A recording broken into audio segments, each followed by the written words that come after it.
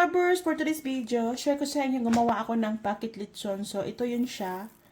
Yung pork skin lang siya. Tapos, tinahik ko na siya. Tinahik ko siya ng twine. Ito yun siya. Tapos, dry na yung skin niya para crispy siya.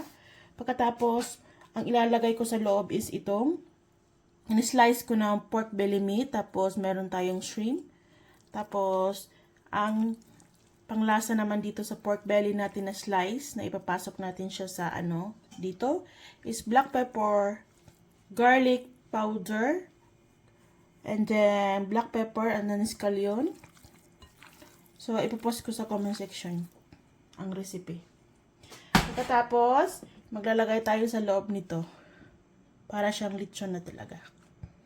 So, ilalagay natin siya sa loob. Side by side lang siya. So, para siyang true. So,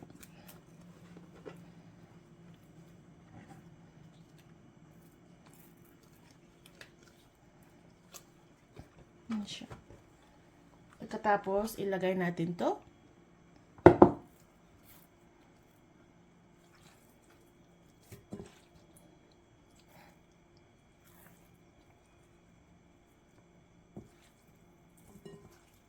Pagkatapos naman natin ilagay, tahiin na ulit natin. So, sumobra yon kasi kulang yung meat ko sa loob. Tingnan nyo. Kulang. So, ikakat ko siya dito. Para i-close na natin siya. Dito ko lang siya ikat.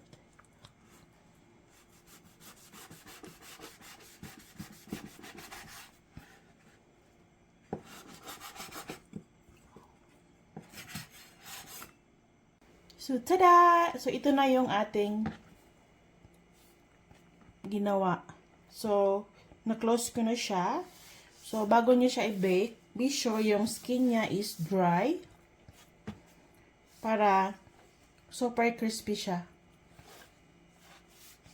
Ang kalalabasan niya. So, abangan niyo ang part 2.